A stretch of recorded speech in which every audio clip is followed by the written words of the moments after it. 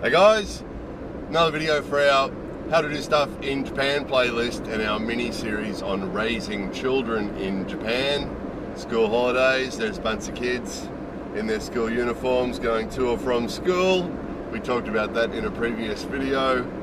They're busy doing club activities and going to Juku.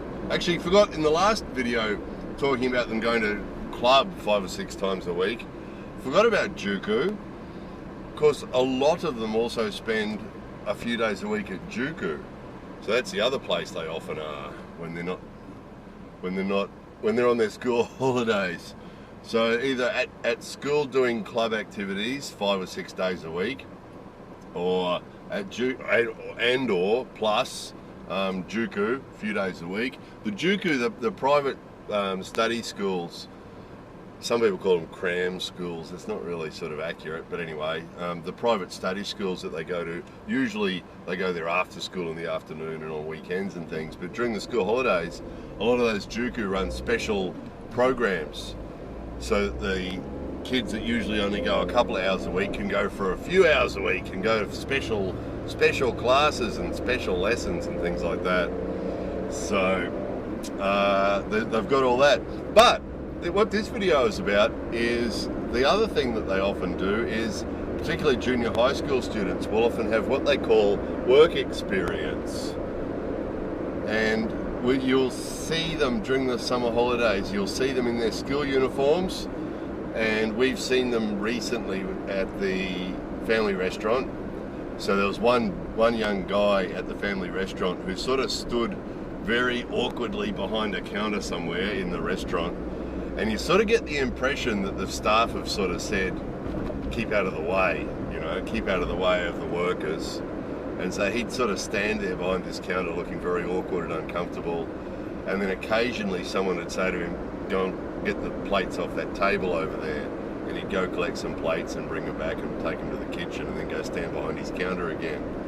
And that's pretty much all he did.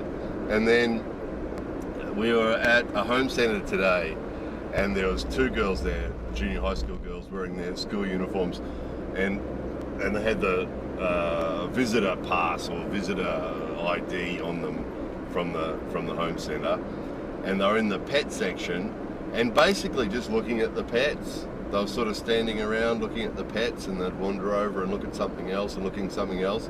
And the staff were busy. There was staff members there that were grooming cats and dogs, and there was people, cleaning cages and feeding animals, and the staff were busy, and these 2 were just basically looking around like customers sort of thing and not really doing anything. And that's pretty much what we've seen in the past as well. Other places where we've seen kids doing their work experience, it's pretty much usually the case. They're not usually doing much. So it's sort of strange because the kids' lives are so full with school and Juku and club and all the other stuff that they spend their time doing. Most of the schools actually have rules that kids aren't allowed to have part-time jobs. And keeping in mind that most high school students are 18 when they finish high school, that means that most kids, when they start university at 18 and a half, 19 years old, have never had a part-time job. They've never actually worked because the schools have stopped them.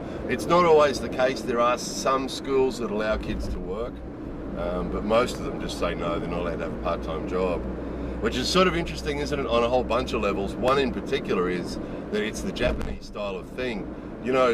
Most companies that employ adults will have rules that adults aren't allowed to have part-time jobs, which means if you work for some company and you go to work and do all your normal work or fulfill all your obligations to the company you work for, in your spare time, on your days off and in your spare time, you're not allowed to have a part-time job.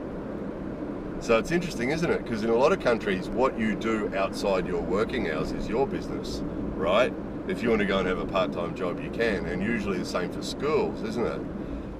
That if you're not at school and you're not school's responsibility, then what you do on your weekends and after hours is your parents' decision, isn't it? if you want to have a part-time job and your parents say you can have a part-time job, you can, can't you, usually? But not in Japan. They just say no. And because it's always interesting, because from a non-Japanese perspective, quite often when we hear something like that, our natural reaction is, how are they going to stop you? You know, if you go and get a part-time job in your own time, how are they going to stop you doing it? But that's not the way Japanese people think. And they'll just tell you, you know, you get this all the time when you talk to adults here, that they'll tell you some rule like that. You know, my job, I'm not allowed to have a part-time job, or my high school aged kids are not allowed to have part-time jobs. And they wouldn't, that's the end of it as far as they're concerned. If they're told there's a rule, they don't question it. They don't question and say, well, wait a minute, how does the school tell us what my kids are allowed to do in their free time? You know, and so that's why we make videos like this, talking about the how to do stuff in Japan and the raising kids in Japan. If you're a parent, if you're not Japanese and you're raising kids in Japan, your kids will be subject to these sorts of rules too. And to some of us, that can be a bit sort of, a bit frustrating, because, you know, hang on, wait a moment, how can the school tell us what our kids are and aren't allowed to do in their own time, you know? But you're better off just going with it, because bucking the system isn't going to do anything, and teaching your kids to buck the system isn't doing them a favour either, not if they live in Japan. So you sort of got to roll with it. But it's sort of funny, because then, okay, they're not allowed to have part-time jobs, which is a shame, because those of you who had part-time jobs as high school students, you know, would probably agree that it's actually really good for you. It gives you all sorts of perspectives on working, right? Actually, we'll cover that first. What are the benefits of having a part-time job as a high school student? You know, you learn all sorts of stuff, don't you? You learn that you have to groom yourself properly. You have to do what you're told. If you do what you're told and do a good job, that chances are you'll end up given better jobs to do.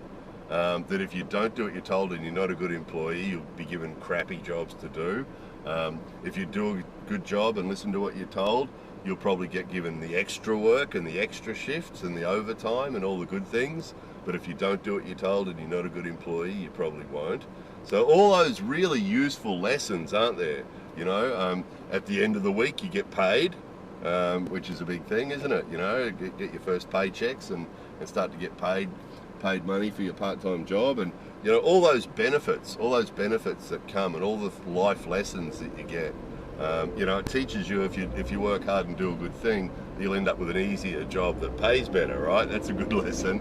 So all those lessons, you guys have probably thought of a dozen more while you're listening to this, but all those lessons that you get from having a part-time job, you know, obviously they don't get that, and then they get sent off for this work experience, and they're not getting any of that experience, because they're not being treated like employees, they're being treated like visitors, you know, and they're not being told what to do by the boss, not to any sort of, you know, not like an employee. They tend to be just sort of a visitor who's sort of watching other people working, which really, that boy at the restaurant, we're having dinner and we were saying the experience for him standing behind that counter and collecting the occasional plate from a table, you know, there's no more experience there for him than there was if he was sitting at the table eating dinner with us, really, you know. It wasn't really a job, was it? He wasn't really working, was he?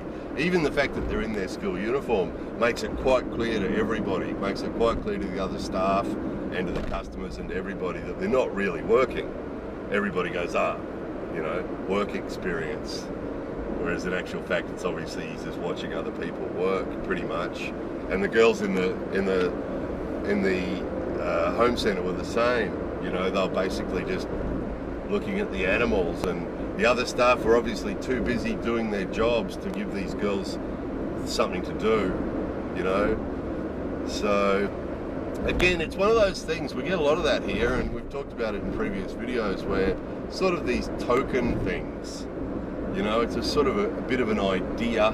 Nobody really analyzes how effective it really is. It's just that here's this idea that we'll do this thing, and you know, give them some idea of what it's like to work, but in actual fact it doesn't, you know. So it's really interesting.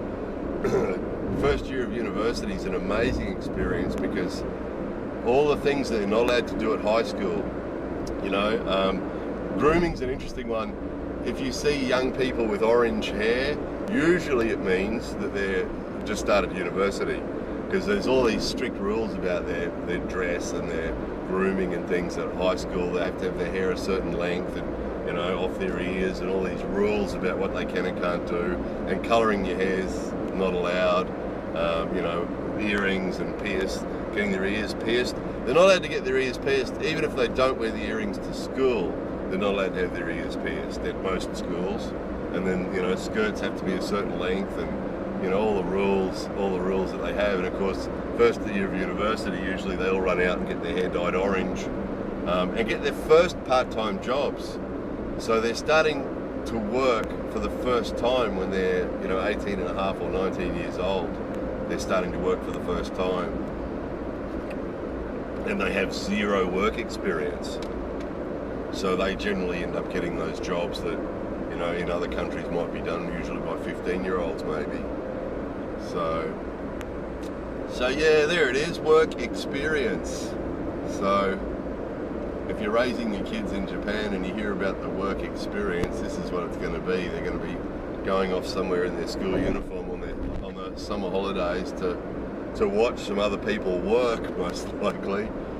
So anyway, there it was. More videos coming soon.